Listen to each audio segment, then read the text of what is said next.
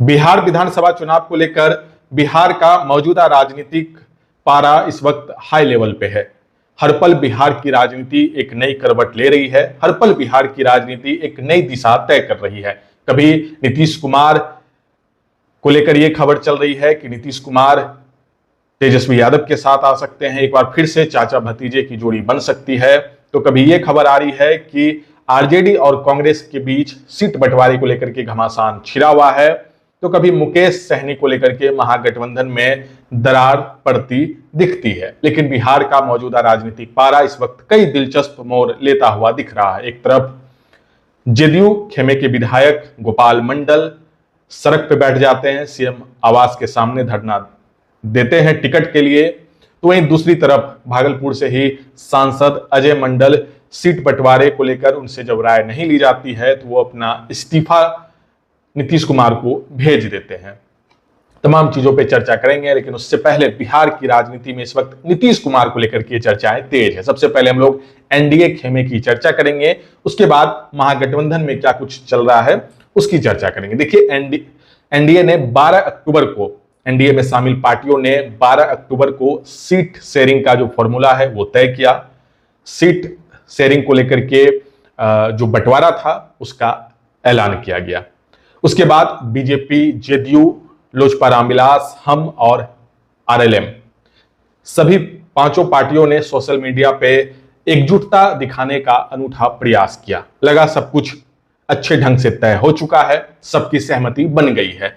लेकिन धीरे धीरे जब अंदरूनी खबर सामने आई तो पता चला कि एनडीए में सीट बंटवारे के बाद भी सब कुछ ठीक नहीं चल रहा है। अब भी नीतीश कुमार नाराज हैं, जेडीयू में नाराजगी है, जिसको लेकर के कई तरह की खबरें चली कि नीतीश कुमार एक बार फिर से बिहार की मौजूदा राजनीतिक हालात को एक नई दिशा दे सकते हैं।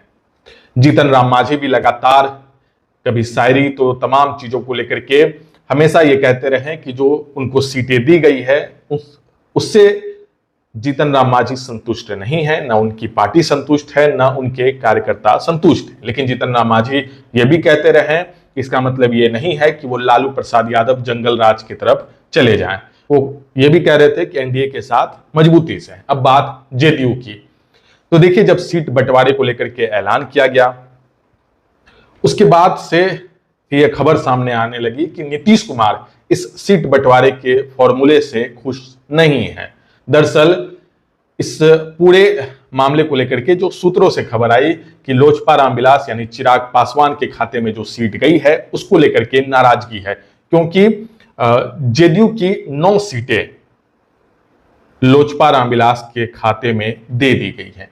और ऐसी भी सीटें जहां पे जेडीयू का एक अच्छा खासा प्रभाव रहा है, वो सीटें भी चिराग पासवान के खाते में गई हैं। कुल मिलाकर के 9 ऐसी सीटें जो लोजपा रामविलास के खाते में जेडीयू के खाते से कट करके चिराग ने ले ली है। अब इस सीट बंटवारे के बाद नीतीश कुमार की नाराजगी धीरे धीरे सामने आने लगी। 13 अक्टूबर की देर रात कुछ मीडिया चैनलों के हवाले से यह भी खबर आई कि सीएम हाउस में हाई लेवल मीटिंग बुलाई गई है और नीतीश कुमार ने संजय झा पे काफी नाराजगी जाहिर की है। अब आते हैं सीट शेयरिंग पे नीतीश कुमार को लेकर के क्या कुछ जो खबरें हैं वो चल रही हैं। देखिए, कुछ सीटें हैं जिसको लेकर के ही लगातार विवाद चल रहा है। अभी तक जो सूत्रों के हवाले से खबर आई है कि सीएम नीतीश कुमार सीट बंटवारे से नाखुश हैं। नाराजगी चिराग पासवान को दी गई सीटों को लेकर है। बताया जा रहा है कि जेडीयू को मिलने वाली 9 सीटें इस बार चिराग की पार्टी को दे दी गई है। इसी बात से नाराज नीतीश कुमार बताए जा रहे हैं। जेडीयू के सूत्रों से यह खबर आई कि नीतीश कुमार का कहना है कि जिन सीटों पे पार्टी की पकड़ पहले से मजबूत रही है उन्हें दूसरी पार्टी को देने का कोई मतलब नहीं है। सूत्रों के मुताबिक 13 अक्टूबर की रात नीतीश कुमार ने सीएम हाउस में एक हाई लेवल मीटिंग बुलाया, जिसमें संजय झा पे काफी ज्यादा नाराजगी भी उन्होंने दिखाई, गहमा गहमी भी। ऐसा कई मीडिया के सूत्रों के हवाले से यह खबर सामने आई। अब देखिए कि जब नीतीश कुमार की नाराजगी की खबर सामने आई, ये भी खबरें चली कि वो महागठबंधन के संपर्क में हैं।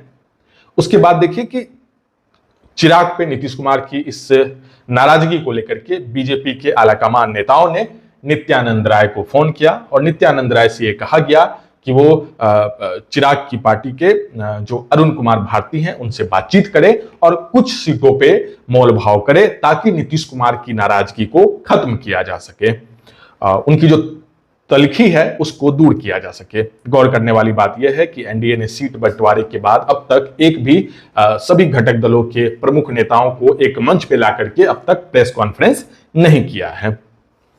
अब आज बीजेपी ने 71 नामों की लिस्ट भी जारी कर दी है।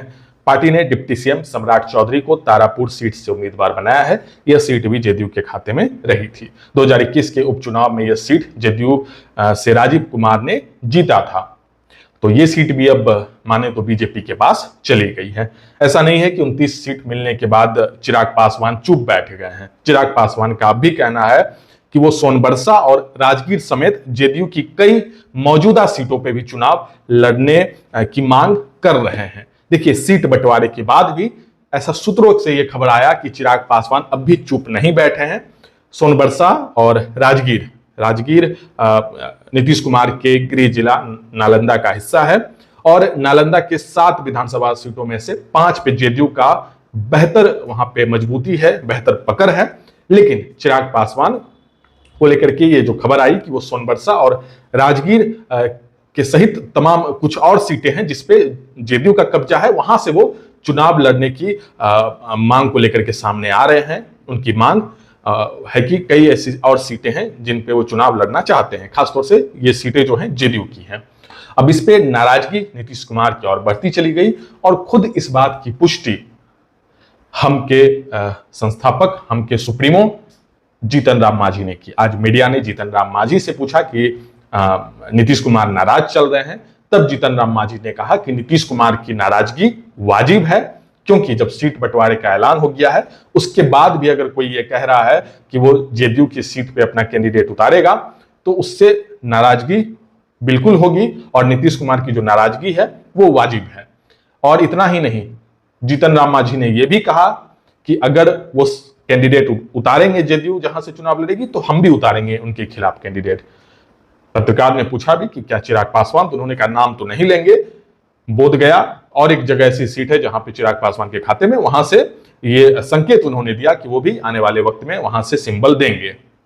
इससे साफ हो गया कि एनडीए में सब कुछ सही ढंग से नहीं चल रहा है। खासतौर से जेडीयू की नाराजगी, नीतीश कुमार नाराज है और इस देखिए पूरे नाराजगी की वजह सीट बंटवारे में जो सीटों की कमी की गई और उस सीटों को चिराग पासवान के खाते में दे दिया गया। उसके बाद भी जब चिराग पासवान को लेकर के ये सूत्रों से खबर आई कि सोनबरसा और राजगीर तमाम ऐसे जेडीयू के सीट है जहां से चिराग पासवान अब भी चाह रहे हैं कि उनकी पार्टी चुनाव लड़े, जिसको लेकर के और ये जो नाराजगी है वो बढ़ती चली गई। और देखिए कि आज 71 नामों की लिस्ट बीजेपी ने जारी भी कर दिया है, लेकिन अब तक एक मंच पे तमाम पांचों पार्टी के सुप्रीमो प्रमुख नेता एक मंच पे आकर के अभी तक प्रेस कॉन्फ्रेंस उन्होंने नहीं किया है। और इसके बाद देखिए कि जीतन राम मांझी के इस बयान के बाद बिहार में जो एनडीए घटक दल में जो सब कुछ सही होने का या फिर सबकी सहमति की जो बात थी, वहां पे कहीं ना कहीं एक बड़ा प्रश्न चिन्ह जीतन राम मांझी ने भी लगा दिया। और उसके बाद देखिए कि आज जेडीयू खेमे में भी कई ऐसे नेता थे जो सीएम हाउस के आवास के सामने बैठ गए। टिकट को लेकर के लगातार वो धरना दे रहे थे, खूब गहमा गहमी दिखी। उसमें से एक चर्चित विधायक हैं गोपालपुर विधानसभा से गोपाल मंडल, जिन्हें ना तो खुल करके अभी मना किया गया है या फिर ना तो टिकट काटा गया है जेडीयू से, ना तो किसी तरह की कोई अभी तक जो जानकारी आई उन्हें कोई भी जानकारी नहीं साझा की गई, जिसको लेकर के गोपाल मंडल का कहना है कि एक बार वो सीएम नीतीश कुमार से मिल लेंगे, उसके बाद जो भी उनका निर्णय होगा, हाँ तो ठीक है, नहीं तो नहीं, लेकिन जो भी निर्णय होगा उसके बाद वो आगे की रणनीति तय करेंगे। लेकिन नीतीश कुमार से उन्हें मिलने नहीं दिया जा रहा है। लगातार वो कह भी रहे थे कि वो नीतीश कुमार से मिलने की कोशिश करेंगे। खबर ये भी आई कि वो जेडीयू से इस्तीफा दे सकते हैं, कई पार्टियों से उनकी बातचीत चल रही है। हालांकि गोपाल मंडल आज सीएम हाउस के सामने जो है धरना पे बैठ गए थे, बाद में उन्हें पुलिस ले गई।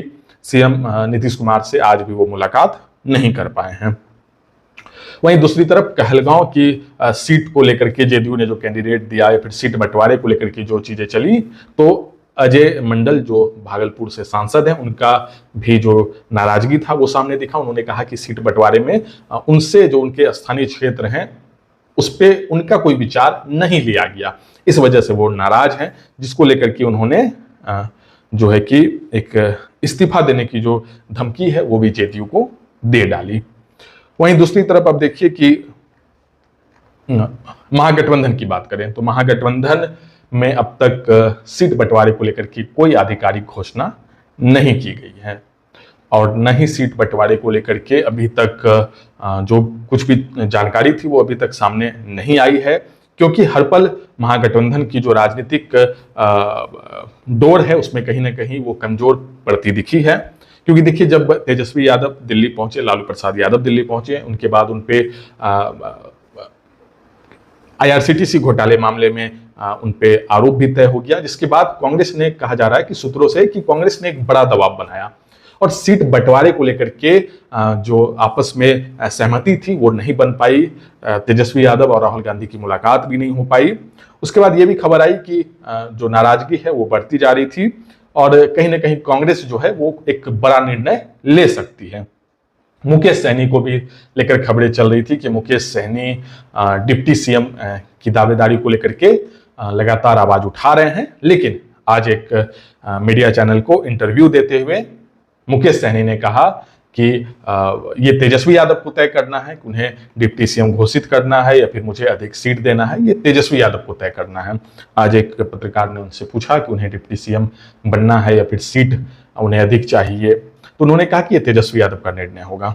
तो कहीं ना कहीं महागठबंधन में अभी तक कुछ भी तय नहीं हुआ है। हालांकि तेजस्वी यादव ने कहा था कि 13 से 14 तारीख तक तय हो जाएगा, फिर वो प्रेस कॉन्फ्रेंस की जाएगी या जानकारी सामने रखी जाएगी, लेकिन अभी तक ऐसी कोई जानकारी सामने नहीं आई है और न ही जो अब तक का समीकरण है उससे ऐसा लग पा रहा है कि चीजें सब कुछ ठीक हो चुकी है। ऐसा बिल्कुल भी अभी नहीं लग पा रहा है कि सब कुछ जो बिहार की राजनीति में महागठबंधन का समीकरण है वो एकजुट हो चुका है, क्योंकि एक तरफ मुकेश सहनी अलग बात कह रहे हैं, कांग्रेस अलग बात कह रही है। हालांकि लालू प्रसाद यादव ने जब मुकेश सहनी और कांग्रेस से संपर्क साधने का प्रयास किया है उसके बाद से चीजें थोड़ी बेहतर हुई है। तो लगातार बिहार की राजनीति में हलचल तेज है और देखिए, आज प्रशांत किशोर, जन स्वराज के संस्थापक प्रशांत किशोर ने भी